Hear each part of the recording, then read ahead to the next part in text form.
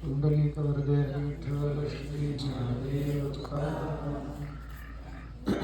श्री महादेव आणि हनुमान मंदिर आध्यात्मिक पीठ आणि भारत विकास परिषद सिद्धेश्वर शाखा लातूर यांच्या संयुक्त विद्यमाने पाथरवाडी गावामध्ये बालसंस्कार शिबिर संपन्न करण्यात आलं. त्याची सांगता आज होते. या संस्कार शिबिराकरता ज्यांनी प्रयत्न केले, ज्यांनी सहकार्य केलं आणि जे या संस्कार शिबिरामध्ये उपस्थित राहिले, ते योगदान दिलं, अशा सर्व विद्यार्थी मंडळींना आणि सहकारी मंडळींना अंतःकरणपूर्वक धन्यवाद देतो. बालसंस्कार शिबिर आहे. लहान मुलांवर संस्कार झाले पाहिजे. मुलं बिघडतात. मुलांना लहान वयामध्ये चांगल्या सवयी लागल्या तर मुलांची जीवन घडतात. योग्य वयामध्ये योग्य सवय लागणं आवश्यक असतं, वगैरे वगैरे विचार आपण नेहमी सांगतो. परंतु आपल्याला हेही कळलं पाहिजे, आपल्याला हेही माहिती पाहिजे. खरं सांगायचं झालं तर मुलांवर संस्काराची गरज नाही, मुलांच्या आई बापावर पहिली संस्काराची गरज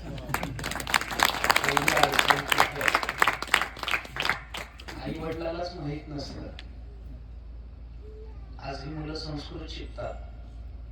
सुभाषित म्हणून दाखवले, ते सुभाषिताचा अर्थ सांगितला. कदाचित त्या सुभाषितामध्ये वापरल्या गेलेल्या शब्दांचा विचार त्यांना करता येणार नाही.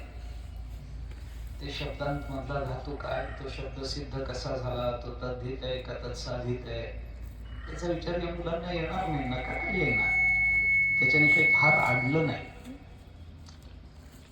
फार अडलं नाही.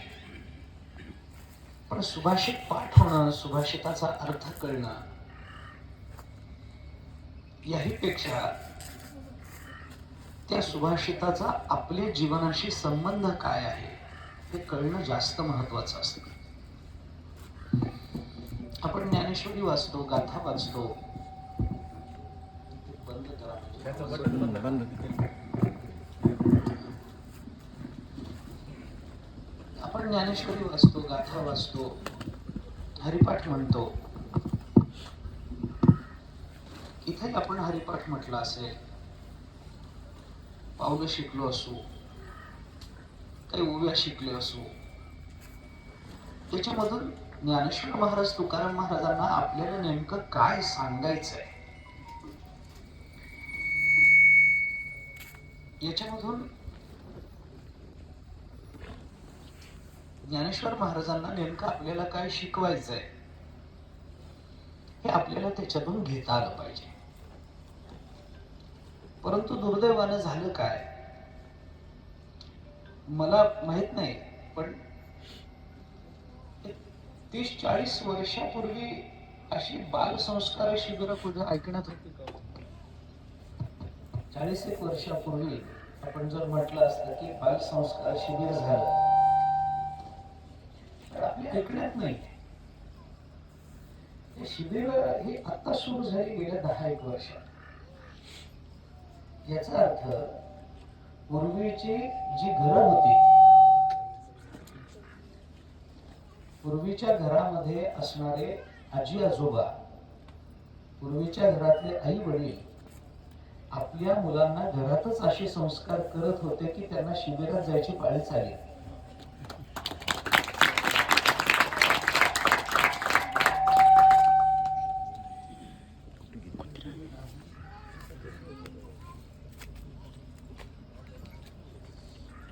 आमच्या आजी आजोबांनीच आम्हाला शिकवलं, आमच्या आई वडिलांनीच आम्हाला शिकवलं, असा अनुभव सांगणारे जुने लोक आजही आपल्याला भेटतात.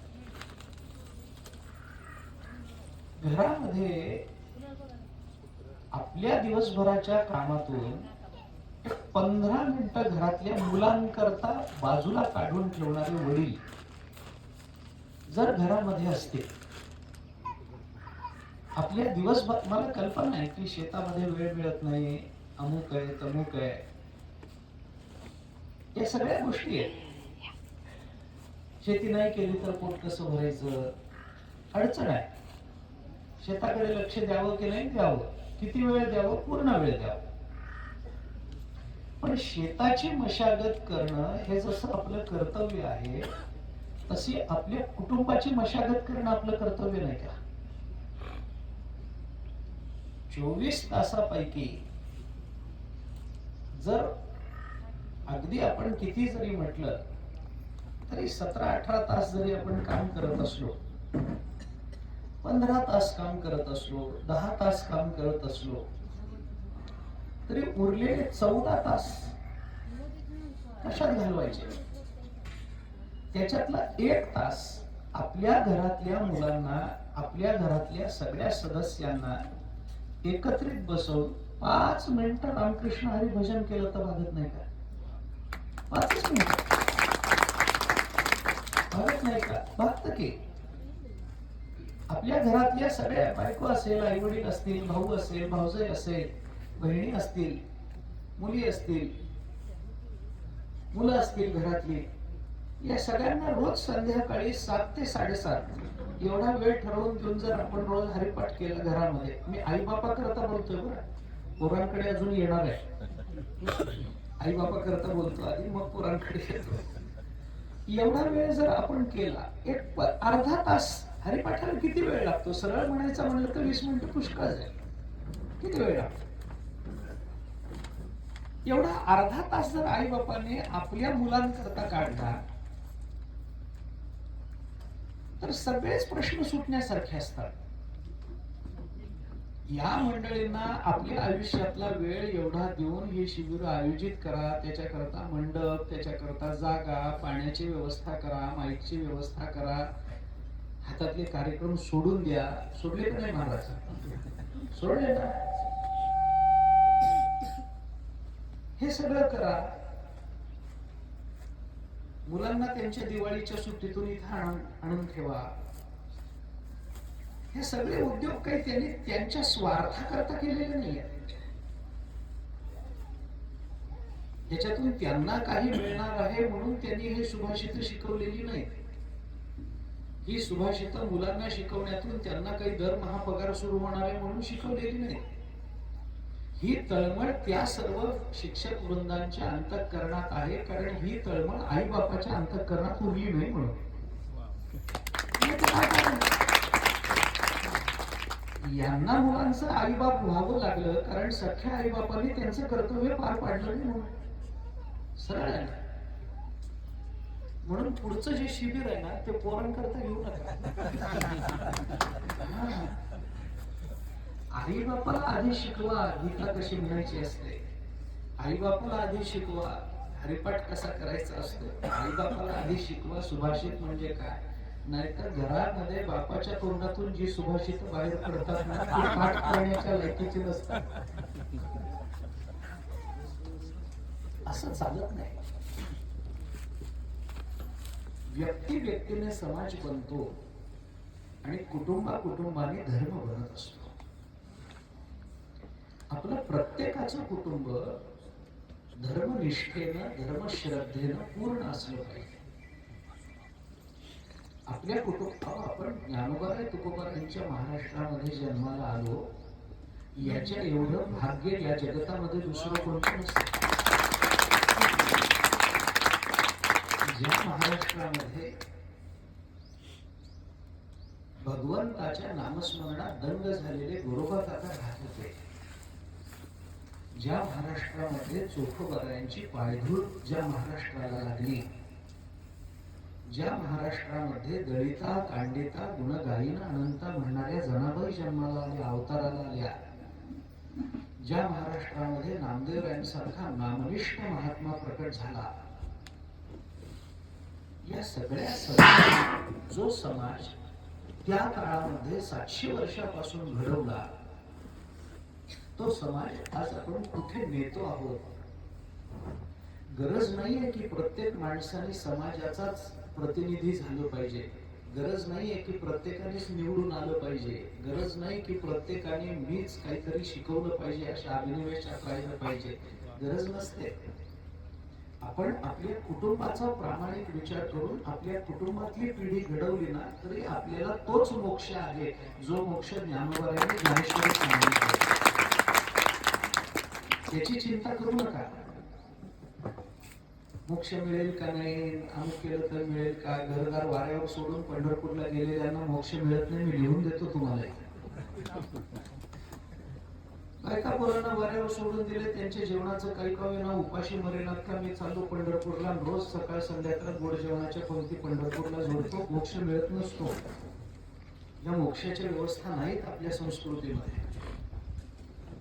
आपली संस्कृती फार व्यापक आहे, फार दूरदृष्टीची आहे, फार विशाल आहे. या संस्कृतीने आम्हाला जो विचार सांगितला, ज्या भूमिका सांगितल्या, ते विश्वची माझे घर ही भूमिका सांगितली. जे जे भेटे भूत तेथे मानेचे भगवंत, हे ज्या अध्यात्माच्या उच्च पातळीवरून सांगितलेल्या भूमिका आहेत, त्या सगळ्या भूमिकांचा प्रारंभ आपल्या घरातून होत असतो. म्हणून आपलं घर पहिल्यांदा, कधी तुम्ही एक प्लॉट विकत घ्या, कुठेही एक प्लॉट विकत घ्या, पहिलं काम काय करतात? पहिलं काम काय करता? लगेच घर बांधायला सुरुवात करता का आधी कंपाऊंड टाकून घेता? काय करता? पहिल्यांदा कंपाऊंड करावं लागतं. पहिल्यांदा बाहेरच्या भिंती पक्क्या कराव्या लागतात, मग आत करत राहतात. तसं पहिल्यांदा आपल्या घराची चौकट आपण पक्की केली पाहिजे. आपला मुलगा, आपली मुलगी, आपली बायको, आपले आई वडील आणि मध्यभागी आपण, अशी चौकट एकदा पक्की झाली की मग आतमध्ये काय बांधकाम होईल ते भगवंताच्या इच्छेने होईल. जे आतमध्ये बांधकाम होईल ते तुकोबारायांच्या इच्छेप्रमाणे, संकल्पाप्रमाणे होत राहील, त्याच्यात आश्चर्य नाही. पण पहिल्यांदा या चौकटी आमच्या भक्कम झाल्या पाहिजे. आपण त्या मानाने बरे. शहरामध्ये फार विचित्र अवस्था. कुठल्याही मुलांना आपल्या घराची ओढ राहिली नाही. महाराज, आपण लहान असताना शाळेची घंटा ऐकायला बरोबर पहिल्यांदा का घरी कधी जाऊ, मुलं येत नाही हल्ली घरी. कॉलेज सुटलं की परस्पर जातात कुठं, तर कुठं जातात मला प्रवचनातही सांगता येतं. जनावरांना घराची ओढ असते. जिला काही कळत नाही ती म्हैस, काही कळत नाही ती म्हैस, रानातून वेळ झाली की कोणालाही न ऐकता सर्व घराकडे येते. आम्हाला घराची ओढच राहिली नाही. का राहिली नाही याचा विचार मुलांनी नाही करायचा, आई बापांनी करायचा. की मुलांनी आपल्याकडे आकर्षित व्हावं असं मुलांना आपण काही दिलंच नाही. असताना काय दिलं? कपडे देणं, अन्न देणं, आवश्यक ते वह्या पुस्तक देणं, हे काही देणं नाही. तर कर्तव्य आहे, ते तर करावंच लागणार. ते न करू तर आपण कृतज्ञ होऊ, न करू तर कृतज्ञ नाही. काही उपकार नाहीत मुलांवर. आम्ही वह्या पुस्तक देतो, आम्ही जेवण देतो. आपल्या आई बापाने आपल्याला दिलं नसतं तर त्यांनी आपल्याला दिलं, आपण पुढे द्यायचं, एवढंच आहे. त्याच्यात काय?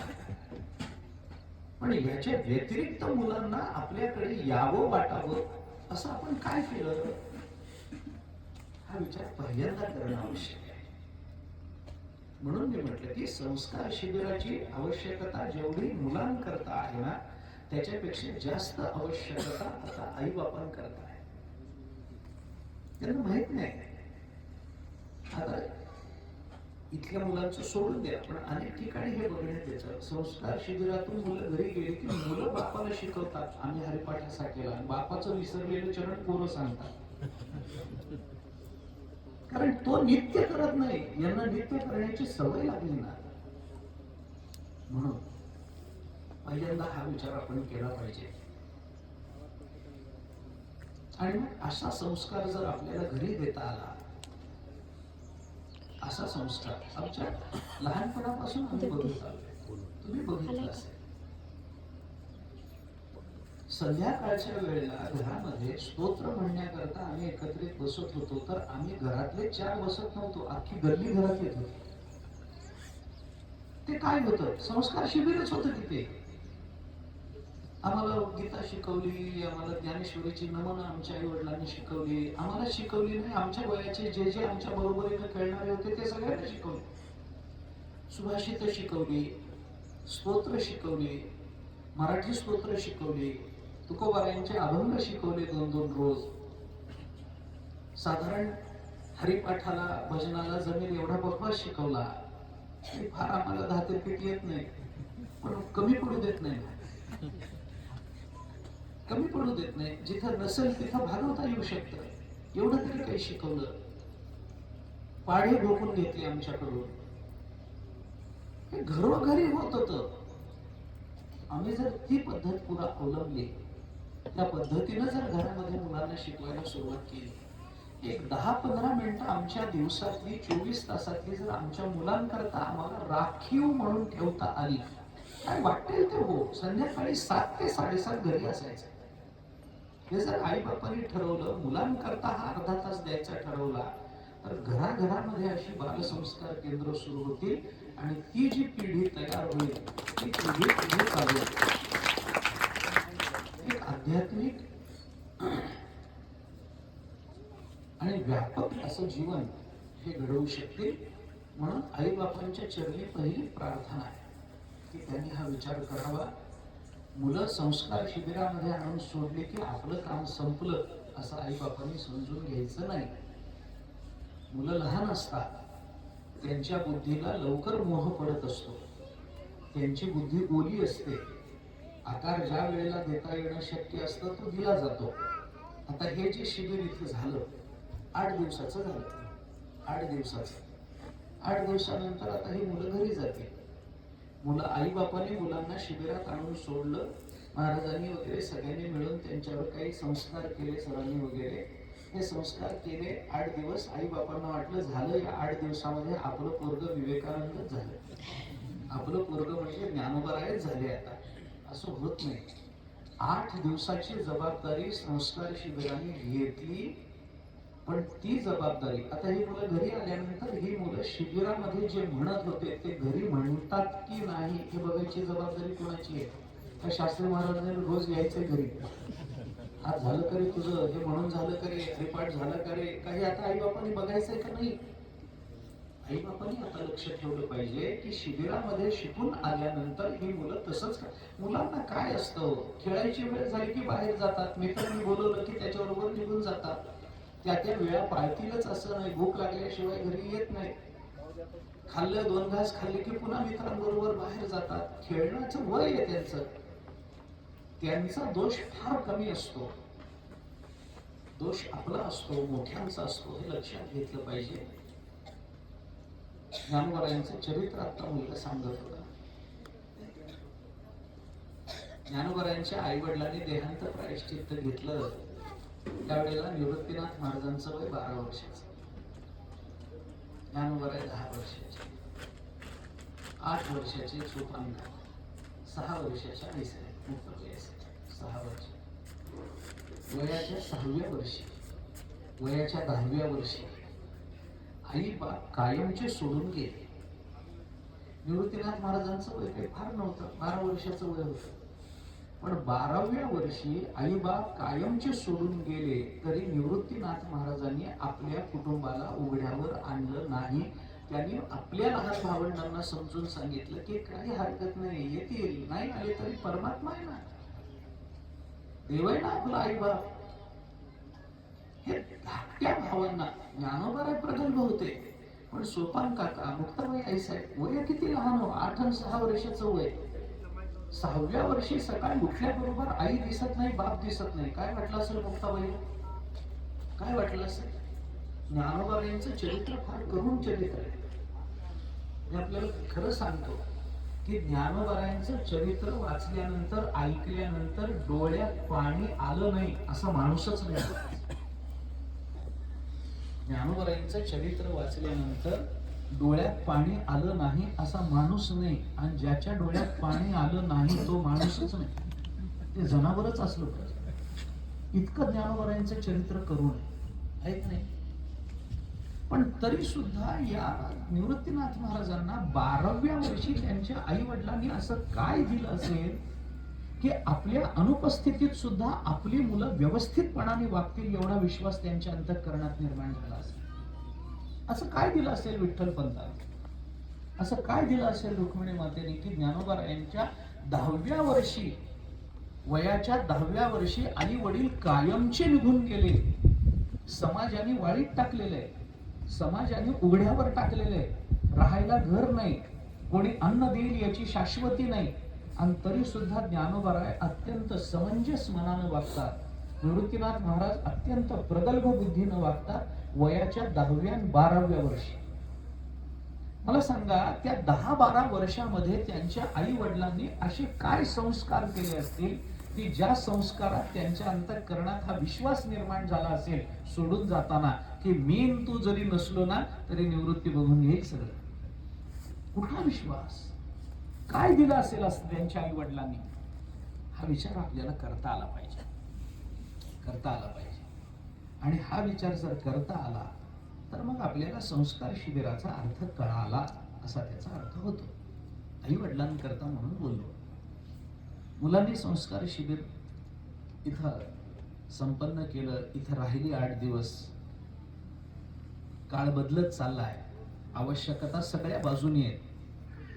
आचरणाच्या बाबतीत संस्काराची आवश्यकता आहे, भाषेच्या बाबतीत संस्काराची आवश्यकता आहे, पाठांतराच्या बाबतीत संस्काराची अपेक्षा आहे, आवश्यकता आहे, जीवनशैलीच्या बाबतीमध्ये संस्काराची आवश्यकता आहे, खाण्यापिण्याच्या बाबतीत संस्काराची आवश्यकता आहे, सगळ्याच बाबतीत आवश्यकता आहे, सगळ्याच बाबतीत. काळ बदलत चालला. आपली ज्या ज्ञानोबारायांनी, ज्या तुकोबारायांनी आपल्याला मराठी भाषेमध्ये एवढे अलौकिक ग्रंथ दिले, त्या मराठी भाषेची आता ही दोन्ही मुलं बोलली, छान बोलली, उत्स्फूर्त बोलली, ठीक आहे.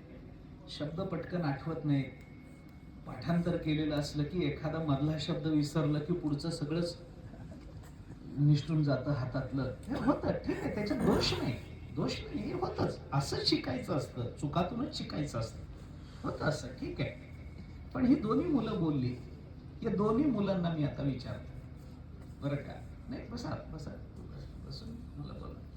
दोन्ही मुलांनी मला सांगा, इथं 8 दिवस आम्ही राहिलो, त्या इथले अनुभव, इथल्या आठवणी आम्ही काय करतो तुमच्या बरोबर शेअर करतो. हे शेअर करतोला मराठी शब्द काय? व्यक्त करतो म्हणजे बोलून दाखवतो, शेअर करतो म्हणजे काय? मी तुमच्या बरोबर शेअर करतो. हा शेअर शब्द कुठून आला हो? ज्या मोबाईल पासून तुम्ही 8 दिवस राम राहिला होता ना, त्या मोबाईलने शेअर शब्द दिला ना, तिथून आला ना, इथून कळाला.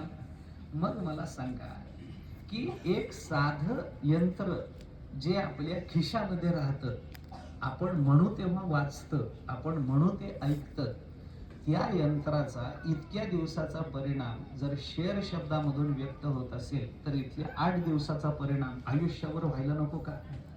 व्हायला नको का? शेअर शब्द कसा आला, कुठून आला, त्याला मराठी प्रतिशब्द आम्हाला का सुचला नाही?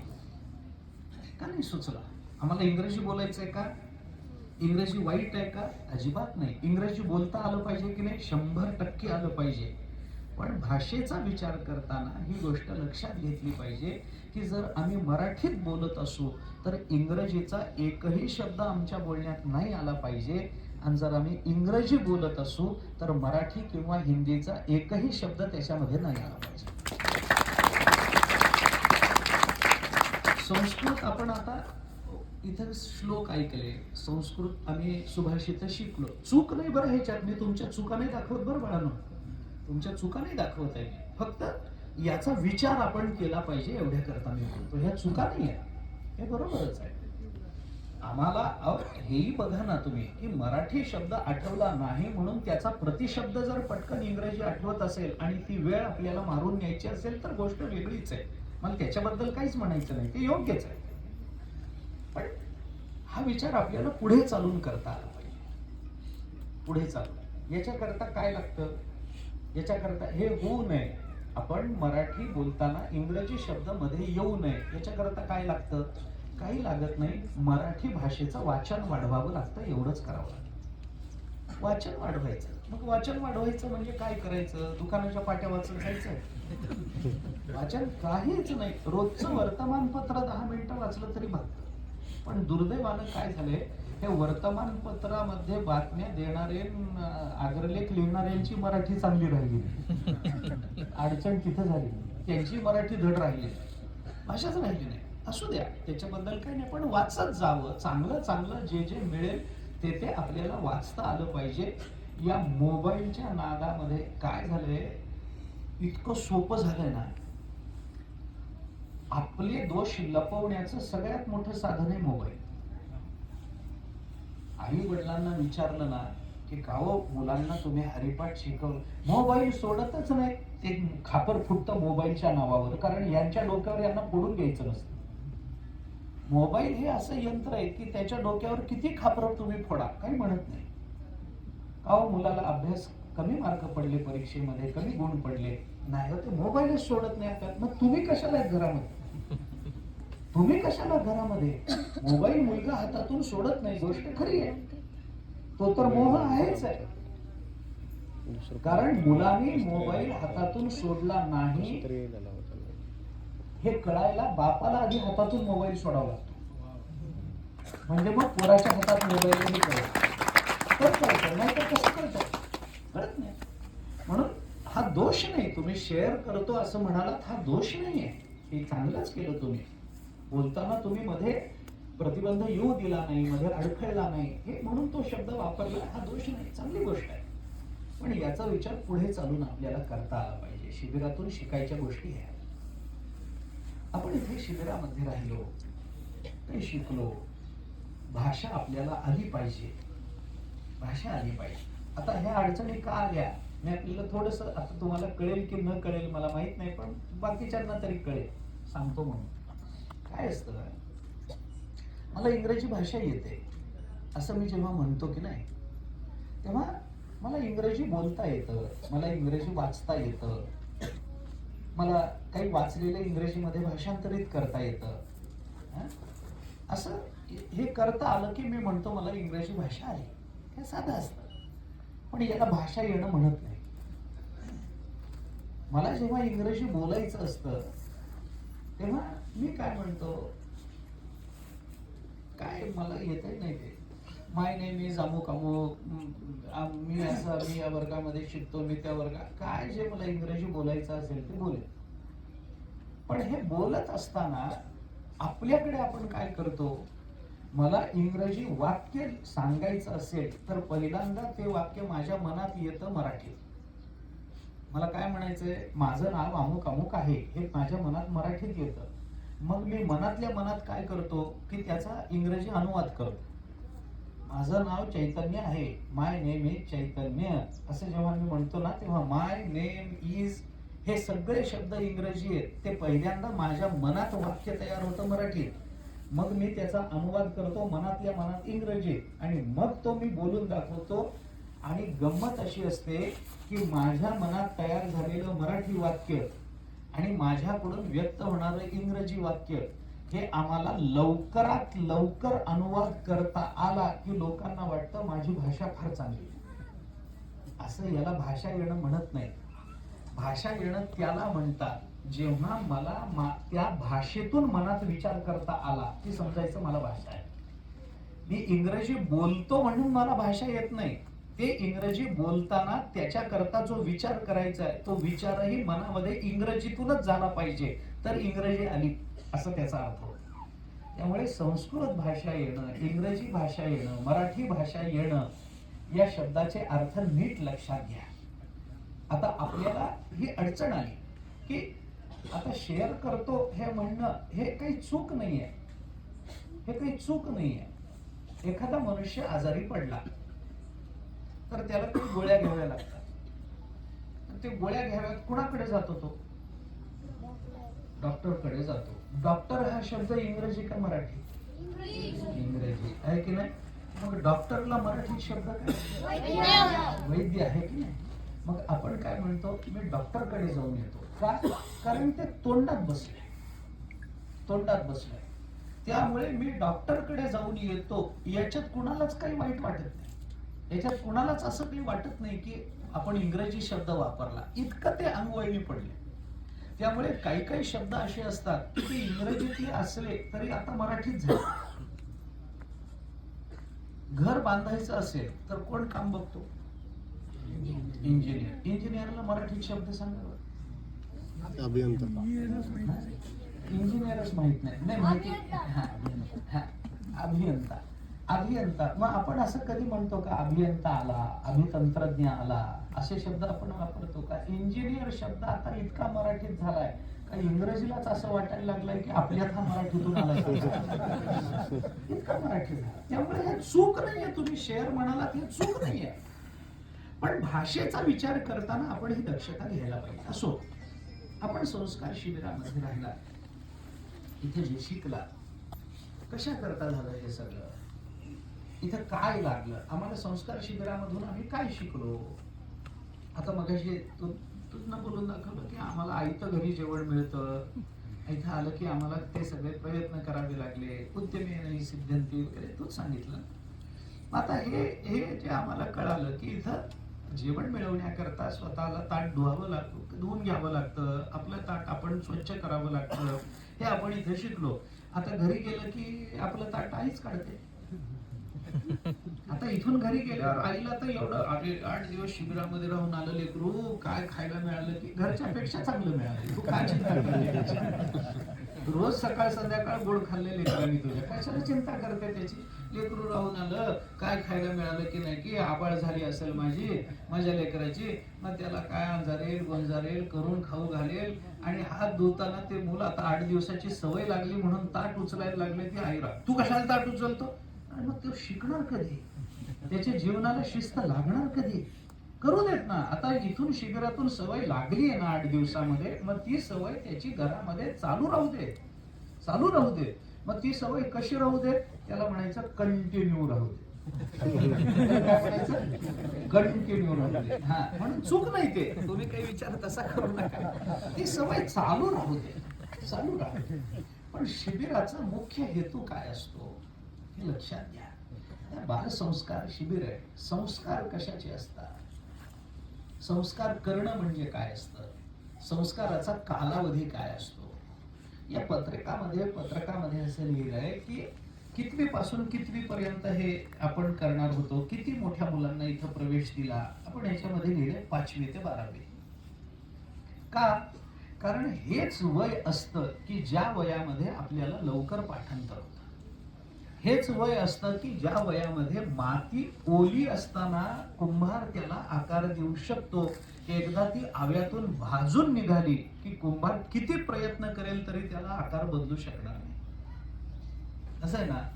तसे हे मातीचा गोळा ओला आहे तोपर्यंत आकार देणं महत्वाचं असतं. म्हणून तसा आकार आपल्याला देता आला पाहिजे. तो या संस्कार शिबिरातून देता येतो. संस्कार शिबिर कशा करताय? कसला संस्कार आहे? संस्कार अनेक प्रकारचे असतात. संस्कार शब्द काय दाखवतो आपल्याला, मला बाकी आता त्याच्यावर व्याख्यान द्यायचं नाही, मी काही फार प्रवचन देण्याकरता इथं आलोच नाही. परंतु साध्या गोष्टी आहे की लहान मुलांना सगळ्यात जास्त सवय लावावी लागते ती अभ्यासाची सवय लावावी. सगळ्यात सवय कशाची? अभ्यासाची सवय. सगळं घोडं तिथं पेंड खात आहे. मुलांना बुद्धी आहे की नाही? आहे. पुढची पिढी जास्त बुद्धिमान व्हायला लागली. पुढची पिढी जास्त बुद्धिमान आहे. आणि काय सांगावं आता, म्हातारे लोक हे कबूल करतात. तर ते फोन असतो हातामध्ये, आम्हाला अनुभव आहे चातुर्मासाचे, प्रवचनामध्येच वाचतं. आता त्याला काय माहिती प्रवचन चालू? मोबाईलला काय, घरचे लोक फोन करतात, वाचतो तो मध्ये. बरं, आता ह्यांची वय झालेली असल्यामुळे त्या फोनचे आवाजही मोठे राहतात, ऐकू येत नाही, त्यामुळे मोठे आवाज ठेवले जातात. मग ते बरं ते गाणे ठेवतात. आता ते कोणते गाणे ठेवतात ते कसं सांगू? आणि ते प्रवचनातच वाजायला. बऱ्याचदा आम्हाला वाटतं कुणीतरी टाळकर यांनी प्रमाणच दिलंय का काय, इतक्या मोठ्या आवाजामध्ये तो मोबाईल वाजतो. ठीक आहे वाजतो, ते काय अडचण आहे आता, काय कोण काय करू शकतं त्याला, वाजला की काय होतं, तो जो बिचारा ज्याचा मोबाईल वाजलेला असतो ना त्याला ऐकू कमी येतं, पहिल्यांदा तो आजूबाजूला बघतो कोणाचं वाजतोय, आपल्याच खिशात वाजत असतो, तो इकडं तिकडं बघतो, मग कोणीतरी सांगतो तुमचाच वाजतो, तोपर्यंत ते गाणं अर्ध झालेलं असतं, मग तो काढतो, बंद करण्याचा प्रयत्न करतो, ते होत नाही, मग आजूबाजूचे लोक त्याला खाऊ का गिळू, एवढं कसं कळत नाही तुम्हाला, एवढं कसं कळत नाही, तुम्हाला काय कळतं म्हणून तुम्ही त्याला म्हणताय, काही नाही, मग त्याला इतके रागावतात ते बिचारे, त्याला लाजिरवाणं वाटतं, काय आपल्याकडून गुन्हा झाला, काय मोठं पाप घडलं असं वाटतं त्याला, आता हे काही पाप आहे काय, मोबाईल वाजला बघ प्रवचन कीर्तनामध्ये, काय कोणी मुद्दाम वाजवतं का, वाजला, आता मुलांना घरी काळजी वाटते, आई वडील कुठे ते फोन करतात, कुठं बसला, जेवण झालं का, त्याच्यात दोष कोणाचा आहे, कुणाचाच नसतो, ना मोबाईलचा दोष आहे, ना मुलांचा दोष आहे, ना आई वडिलांचा दोष आहे, वाचतं ठीक आहे, प्रवचनकाराचं प्रारब्ध तसं असलं की तसं होतं, त्याला काय करतात, त्याला काय करतात, होतं तसं, बंद करतायत, मग ते सगळे त्याच्यावर असे राग, बंद करा, बंद करा, कळत नाही तुम्हाला, बंद करा, ते बंद करतो पण त्याला जमत नाही होते, कारण ते काय असतं, घरून निघताना पोरांनी तो फोन दिल्यानंतर पोरांनी सांगितलेलं असतं, उचलायचं असलं की हिरवं दाबा, ठेवायचं असलं की लाल दाबा, एवढंच माहिती असतं त्यांना, याच्या पलीकडे काही, ते बंद करा करता येत नाही, मग नंतर येतात बिचारे, प्रवचन झाल्यावर क्षमा माग, ते वाजलं बरं, मला माहितीच नाही असं फोन येईल, पोराने आहे चुकीच्याच वेळेला फोन केला, असू द्या काय त्याला, बंद करायचा, नाही तर प्रवचनाच्या आधी ते बंद करून ठेवायचा वगैरे काहीतरी आपण त्यांना सांगतो, ते जर बंद करायचा नसला तर फोन वाजूलाय म्हणून काय करावं लागतं,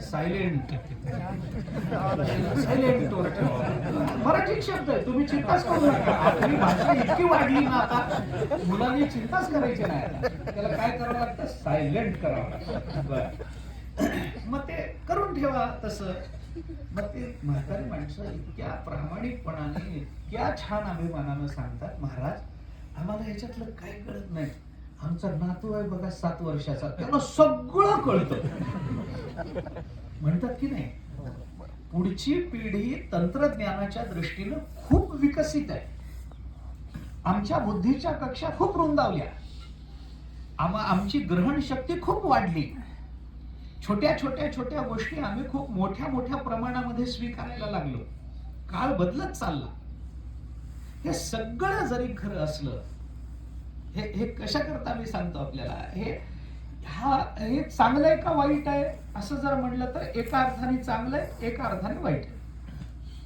कारण या सवयी इतक्या लवकर लागतात की त्या सवयी नंतर बदलत नाही, आणि जर ते चांगलंच म्हणायचं असेल तर आमच्या बुद्धीचा तंत्रदृष्टीने विकास होतो आहे, ही वाईट गोष्ट आहे असं कोण म्हणेल जगाच्या पाठीवर, आम्हाला तंत्रज्ञानाचा विकास ग्रहण करता येतो, ही गोष्ट वाईट आहे असं कोण म्हणेल, हो चांगलंच आहे, कारण तंत्रज्ञानाशिवाय जमतच नाही, पूर्वीच्या काळामध्ये 3 गोष्टी माणसाच्या मूलभूत गरजा, काय शिकलो आपण शाळेमध्ये, माणसाच्या मूलभूत गरजा कोणत्या, अन्न वस्त्र निवारा आहेत की नाही, मूलभूत गरजा, आता काळ बदलला, आता पेट्रोल लाईट मोबाईल, माणसाच्या मूलभूत गरजा, एक वेळ कपडे चांगले नसले तर चालतात, मोबाईल चांगला पाहिजे, एक वेळ घर चांगलं नसलं तर चालतं, मोबाईल चांगला पाहिजे, एक वेळ जेवायला कसंही मिळालं तरी चालतं, पण मोबाईल चांगला पाहिजे, कारण मोबाईल बघता बघता काय जेवतोय हे कळतच नाही,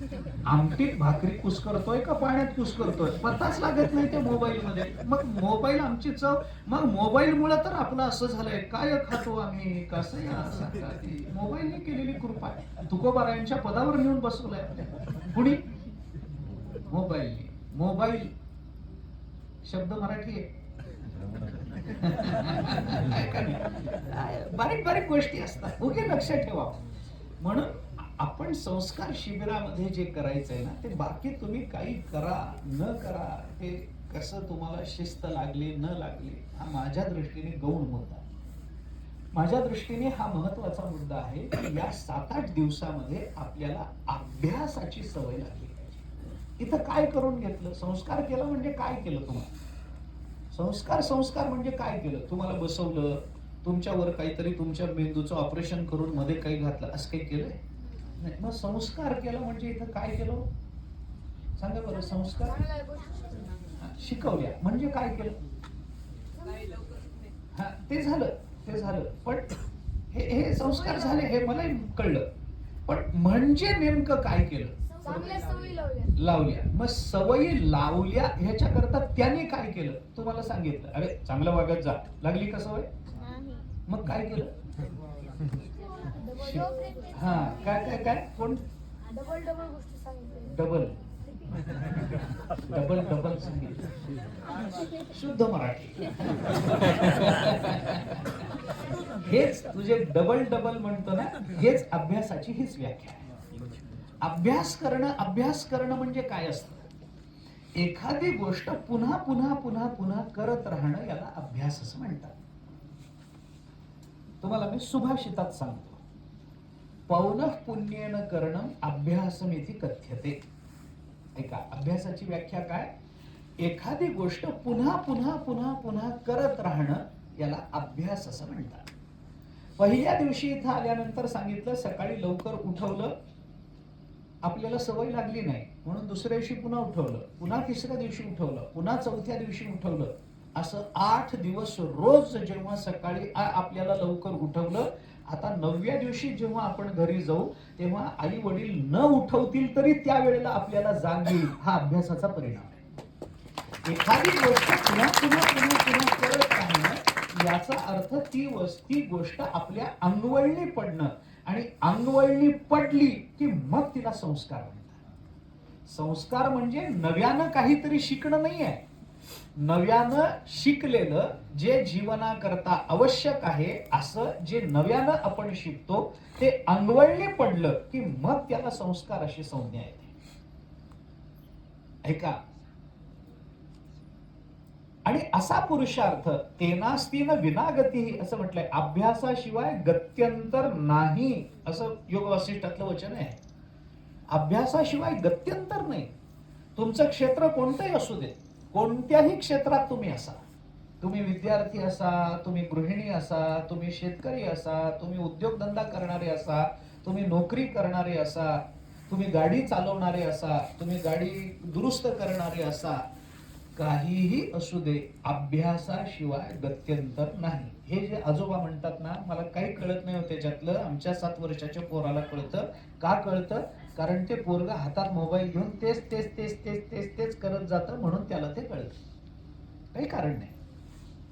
अभ्यास करणं याचा अर्थ एखादी गोष्ट पुन्हा पुन्हा पुन्हा पुन्हा करणं, आणि पुन्हा पुन्हा पुन्हा करणं अशातूनच आपल्या ती अंगवळणी पडते, आणि अंगवळणी पडणं याला संस्कार असं म्हणतात. आता हे जे संस्कार शिबिर झालं ना, या 8 दिवसामध्ये त्या गोष्टी आपल्या अंगवळणी पडाव्यात याच्याकरता या मंडळींनी प्रयत्न केले. पहिल्या दिवशी पहिलं सुभाषित शिकवून झाल्याच्या नंतर पुन्हा ते सुभाषित कधीच शिकवलं नाही. पहिल्यांदा सांगितलं तेव्हाच पाठ झालंय का रोज म्हणत होता तू? रोज रोज म्हणत होता ना, रोज म्हणत होता. हे रोज म्हणणं जे आहे ना त्याला म्हणतात अभ्यास. आता इथून आपण घरी गेलो की काय करायचंय? अभ्यास करायचा. म्हणजे काय करायचं? शाळेतून आपण घरी आलो, शाळेमध्ये शिक्षक आपल्याला शिकवतात. प्रत्येक विषयाचा 1 तास असतो, बरोबर आहे? इतिहासाचा 1 तास, गणिताचा 1 तास, अंक्याचा भाषेचा 1 तास, विज्ञानाचा 1 तास असं शिकतो ना आपण. मग ते 1 तासामध्ये ते एकदा शिकवून झालं की पुन्हा शिक्षक आपल्याला त्याच्या पुढचं दुसऱ्या दिवशी शिकवतात. तेच नाही शिकवत. का नाही शिकवत? कारण अपेक्षा अशी असते की घरी येऊन आपण ते आपण पुन्हा पुन्हा पुन्हा वाचलं पाहिजे, तर तो अभ्यास झाला. म्हणून शाळेमध्ये 1 तासात आपण जे शिकतो त्या 1 तासाकरता घरी आल्यानंतर प्रत्येक विषयात शिकलेल्या गोष्टीची पुनरावृत्ती करायला आपण घरी त्या विषयाला 15 मिनिटं नाही तरी अर्धा तास दिला पाहिजे. इतिहासाचा 1 तास झाला ना, त्या इतिहासाकरता 15 मिनिटं घरच्यासाठी राखून ठेवा. गणिताचा 1 तास झाला ना, घरी आल्यावर गणिताकरता 15 मिनिटं. भाषेचा तास झाला, घरी आल्यानंतर भाषेकरता 15 मिनिटं. 15 मिनिटं 6 विषय असले तर किती वेळ लागतो? 1.5 तास. संपलं. म्हणजे दिवसभराच्या शाळेतलं शिकलेलं घरी आल्यावर फक्त 1.5 तास आपण दिला तर सगळा शाळेचा अभ्यास अभ्यास म्हणून सिद्ध झाला. फार वेळ द्यायची गरज नाही लहान मुलांना, कारण बुद्धी फार चांगली असते तुमची. या वयामध्ये पाठांतर इतक्या लवकर होतं. आता उद्यमेनहि सिद्ध्यन्ति तू बोलून दाखवलं, हे किती दिवसात पाठ झालं तुम्हाला? 2 दिवसात?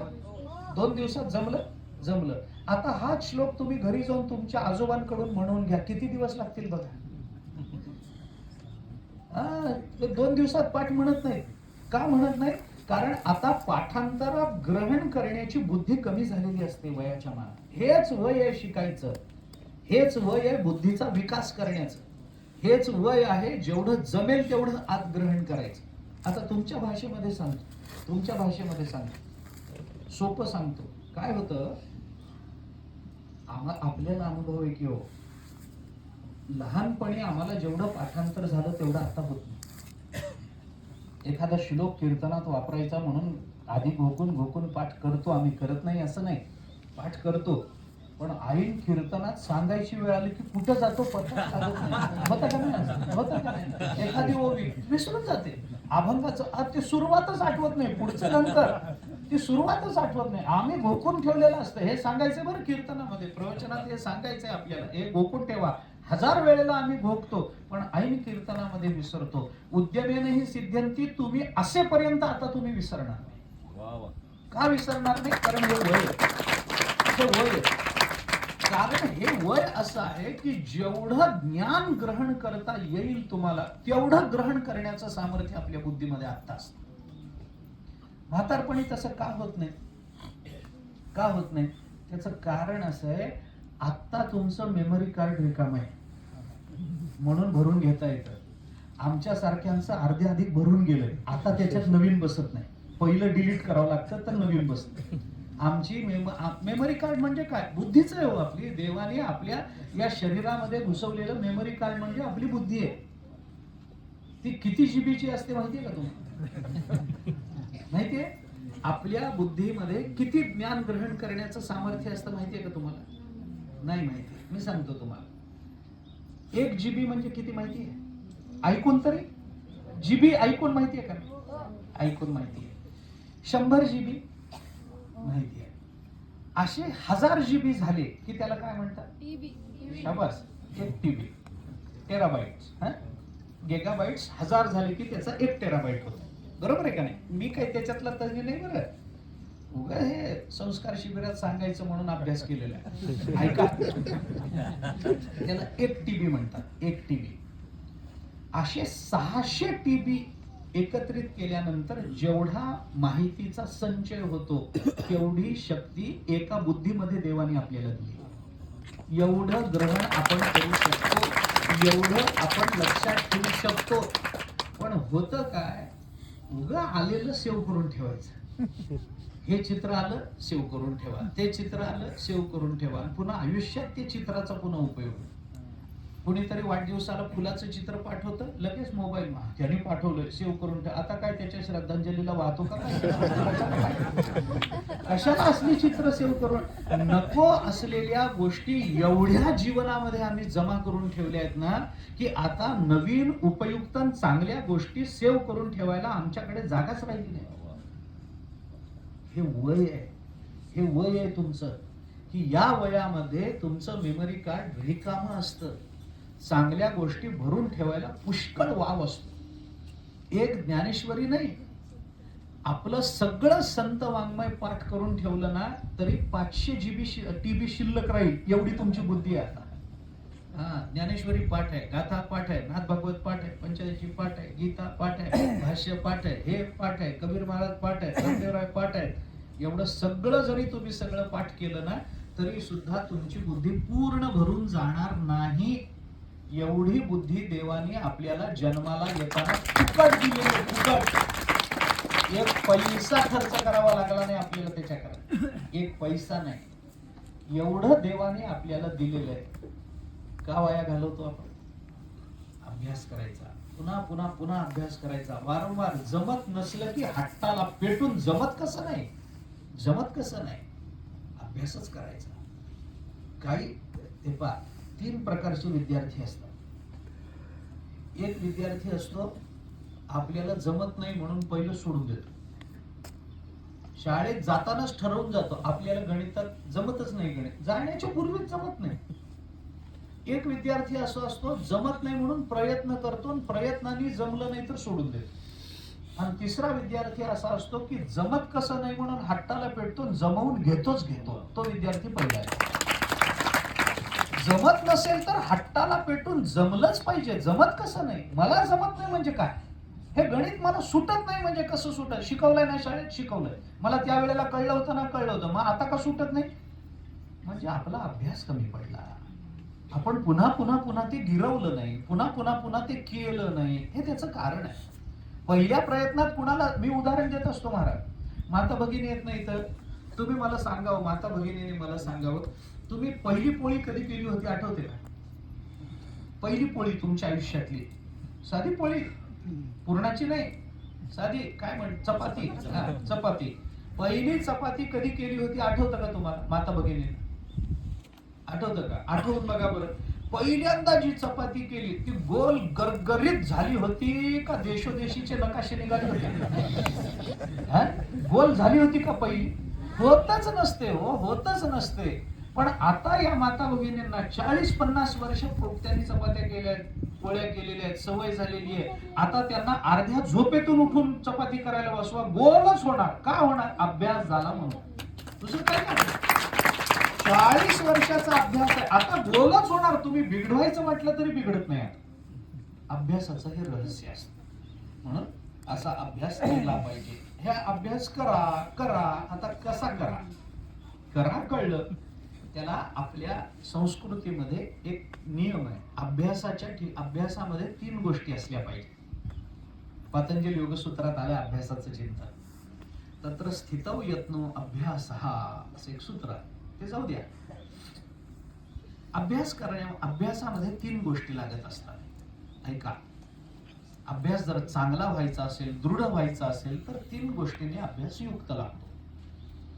सूत्र असं आहे, सतु दीर्घकाल नैरंतर्य सत्कारासेवितो दृढ भूमी, असं एक सूत्र पतंजली योगसूत्रात अभ्यासाच्या संबंधानं आलं. काय काय लागतं अभ्यासामध्ये? दीर्घकाल केला पाहिजे. एक, दीर्घकाल करता करता तो निरंतर झाला पाहिजे. 2, आणि अत्यंत श्रद्धेनं झाला पाहिजे. दीर्घकाल, निरंतर आणि श्रद्धा या 3 गोष्टी एकत्रित आला की अभ्यास झाला म्हणून समजायचं, असं सूत्र आहे. आता याचा विस्तार करत नाही. खूप काळ करा, सारखं करत राहा. आम्हाला काय झालंय, सुतावरून स्वर्ग गाठायची सवय लागली. थोडकं झालं की लगेच पाहिजे वाटतं. आम्हाला वाटतं झालं आज, आता संस्कार शिबिर झालं म्हटलं ना मी मगाशी, उद्या लगेच आम्हाला विवेकानंद म्हटलं पाहिजे. स्वामी विवेकानंद आले, कसं काय? शिबिरातून आले ना. असं होत नाही. मी गमतीनं सांगत असतो महाराज, माणसाचं असं झालंय महाराज, ज्ञानेश्वरीचं एकच पारायण झालं की त्याला वाटतं माऊली नंतर महाराष्ट्राला मीच आहे आता. एकच पारायण. त्याला वाटतं ज्ञानोबारायनंतर मीच आता महाराष्ट्रामध्ये, एकच पारायणामध्ये. लगेच तुकोबारायांच्या मांडी लावून बसायची आमची तयारी चालूच आहे. पण ते पारायण काही फार मन लावून केलेलं नाही. कोण आलं, कोण गेलं, कोण उठलं, कोण बसलं, कोण सफरचंद ठेवून गेलं, कोण खडीसाखर ठेवून गेलं, कोण ओटी भरून गेलं, हे सगळं बघत बघत केलेलं पारायण. आणि एका पारायणामध्ये ज्ञानोबारायनंतर मीच, असं होत नसतं. दीर्घकाल, खूप काळ करावा लागतो. अभ्यास ही अशी 2-4 दिवसामध्ये घडणारी गोष्ट नाहीये. दीर्घकाल, त्याच्याकरता वेळ लागतो, त्याच्याकरता वेळ द्यावा लागतो. नाही गणित जमत एखाद्या वेळेला, नाही जमत, 2 दिवस नाही जमत, 3 दिवस नाही जमत, 5 दिवस नाही जमत, महिनाभर गणित कळत नाही, 5 महिने कळत नाही, वर्षभर गणित कळणार नाही. परंतु गणित कळणारच नाही असं होत नाही, असं होत नाही. त्याच्याकरता प्रतीक्षा करायची तयारी असावी लागते. अभ्यासाचा पहिला गुण आहे. महाभारताने असं म्हटलंय, अशुश्रूषा त्वरा श्लाघा विद्यायाः शत्रवस्त्रयः. विद्येचे 3 शत्रू असतात. गुरूंची सेवा न करता विद्या मिळवण्याचा प्रयत्न विद्येचा शत्रू आहे. गुरुची सेवा करूनच विद्या मिळवावी लागते. 1, गडबडीनं विद्या मिळवली, विद्येचा शत्रू आहे गडबड करणं. आणि श्लाघा, स्वतःची स्तुती करून विद्या मिळवणं, विद्येचा शत्रू. या 3 विद्येच्या शत्रूंचा विचार महाराज. हे 3 शत्रूंना जवळ नाही येऊ द्यायचं आपण आपल्या विद्यार्थी दशेला, कधीच नाही. गडबड करायचीच नाही, सावकाश चालू द्या, निवांत चालू द्या. एक गणित सुटल्यानंतर दुसरीकडे जा. हे थोडं ते थोडं ते थोडं, कुत्र तोंड घालतं तसं सगळीकडे थोडं थोडं तोंड घालून अभ्यास होत नसतो. शांत चित्तानं नीट अभ्यास करावा लागतो, दीर्घकाल करावा लागतो. पण नुसता वेळ घेणं म्हणजे अभ्यास नाही. और एक आले गृहस्थ माझ्याकडे, त्याने मला सांगितलं, महाराज 40 वर्ष झाली ज्ञानेश्वरीचं सब पारायण करतो. ज्ञानेश्वरीचं पारायण 40 वर्ष झाली. मला इतका आनंद झाला, मी पायावरच डोकं ठेवलं. 40 वर्ष पारायण करतो माणूस म्हणजे काय? म्हणलं 40 वर्ष पारायण? हो म्हणलं 40 वर्ष पारायण करतो. म्हणलं आता किती पारायण झाली? मोजली नसतील तुम्ही. 40 वर्षात किती पारायण होतील? म्हणलं किती पारायण झाली? म्हणलं पहिलंच चालू आहे.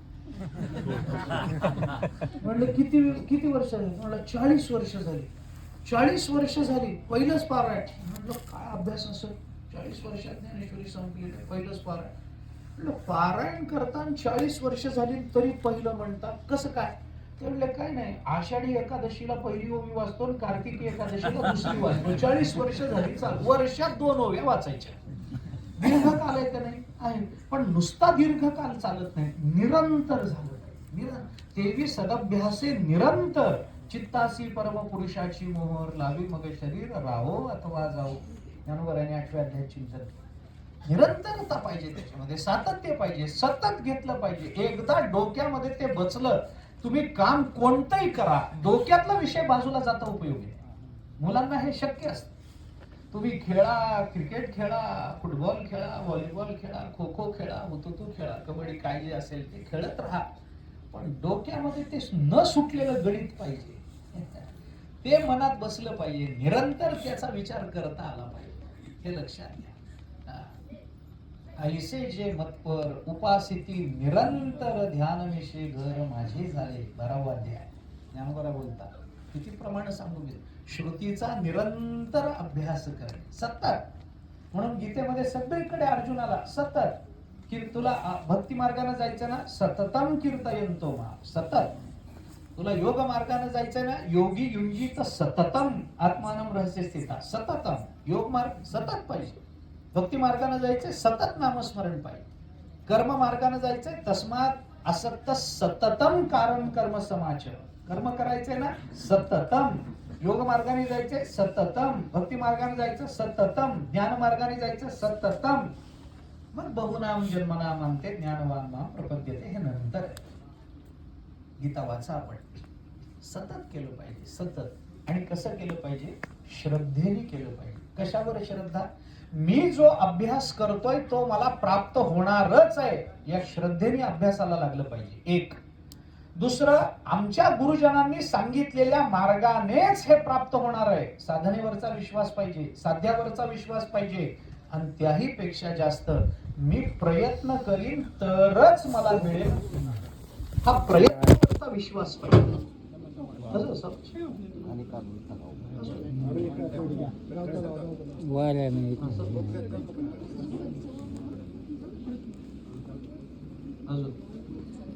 साध्यावरचा, ऐका, साध्यावरचा विश्वास पाहिजे, साधनेवरचा विश्वास पाहिजे, प्रयत्नावरचा विश्वास पाहिजे. तर त्याला अभ्यास असं म्हणतात. या सगळ्यांनी मिळून जो अभ्यास होतो, त्या अभ्यासानं ज्या गोष्टीची आपल्या मनाला आणि आपल्या शरीराला सवय लागते, त्याला संस्कार अशी संज्ञा येते. आणि त्या संस्काराचा प्रारंभ अशा शिबिरांमध्ये होतो. म्हणून हे शिबिर आपण आत्ता या शिबिरामध्ये उपस्थित राहिलात, या शिबिरामध्ये राहून ज्या सवयी आपल्याला लागल्या, जे आपल्या गुरुजनांनी आपल्याला सांगितलं, जे शिकवलं, ते सतत आणि दीर्घकाल आपण श्रद्धेनं करत राहा, अशी सगळ्या विद्यार्थ्यांना माझी विनंती आहे. असाच अभ्यास होतो. हेच वय आहे, जेवढं पाठांतर करता येईल तेवढं करत राहा. काही जरी जमलं नाही तर ज्ञानोबरायांच्या ओव्यांचं पाठांतर चालू ठेवा. एक ओवी रोज सकाळी लिहून घ्यायची. ज्ञानेश्वरी, घरी ज्ञानेश्वरी आहे का रे तुमच्या पोरांना? आहे ना? एक ज्ञानेश्वरीतली ओवी सकाळी लिहून घ्यायची. शाळेला जाण्याची पूर्वी चिठ्ठी खिशात ठेवायची, एकाच ओवीची. ती चिठ्ठी खिशात ठेवायची. दिवसभर जेव्हा जमेल तेव्हा चिठ्ठी काढायची, वाचायची, पुन्हा ठेवून द्यायची. मध्ये वेळ मिळाला, एक गुरुजी गेले, दुसरे गुरुजी यायच्या, खिशातली चिठ्ठी काढायची, दोनदा ती ओवी वाचायची, खिशात ठेवून द्यायची. काही नसतं, काही नसतं. याच्या चड्डीला शाई लाव, त्याच्या शर्टाला शाई लाव, हे करत बसण्यापेक्षा हे फार चांगलं आहे. हे फार चांगलं आहे शाळेमध्ये, मी खरं सांगतो तुम्हाला, फार चांगलं आहे. हे करायचं. घरी संध्याकाळी येईपर्यंत आपण काय करत होतो? प्रदक्षिणेला जाताना नाट लिहून घ्यायचा, प्रदक्षिणा करेपर्यंत नाट पाठ होतो का नाही? आपण केलं की नाही? हे मग केलंय ना. आळंदीची काय, पंढरपूरची काय, प्रदक्षिणेला निघण्याच्या पूर्वी ओवी, नाट, श्लोक लिहून घ्यायचा, प्रदक्षिणा करेपर्यंत, येऊन फिरून येईपर्यंत श्लोक पाठ झालेला असतो. तसं दिवसभरामध्ये करायचं. ओवी पाठवायला वेळ किती लागतो आपल्याला?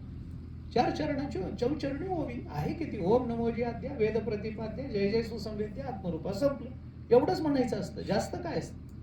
असं जर तुम्ही करून घेत राहिला, एखादा अभंग तुकोबा राहायचा, ओव्यांचा कंटाळा आला, एखादा अभंग लिहून घ्यायचा, 4 चरण पाठ करायची, छोटी छोटी चरण असतं काय त्याच्यामध्ये? हे जर केलं ना, तर या वयामध्ये हे जे मेमरी कार्ड मध्ये स्टोरेज हे जे निर्माण होईल ना, हे तुम्हाला तुमच्या आयुष्याच्या उत्तरार्धामध्ये इतकं उपयोगी पडेल, इतकं उपयोगी पडेल की बाकीचं काही होऊ दे, पण देवाला आपल्याविषयी प्रेम वाटेल. ज्ञानोबा तुकोबारांना आपल्या जीवनाविषयी प्रेम वाटेल, ही आपल्या जीवनाची धन्यता आहे. आपण किती पैसा कमवतो, जीवनाची धन्यता नाही. आपल्या दारामध्ये किती गाड्या, जीवनाची धन्यता नाही. आपल्याकडे शेतीवाडी किती आहे, जीवनाची धन्यता नाही. आपली घरं किती आहेत, जीवनाची धन्यता नाही. जीवन धन्य कशाला म्हणतात? आपलं जीवन तुकोबारांना आवडलं की धन्य, आपलं जीवन ज्ञानोबारांना आवडलं की धन्य. हे धन्यतेची ही लक्षणं आहे. आणि आत्ता डोक्यात हीच लक्षणं ठेवा.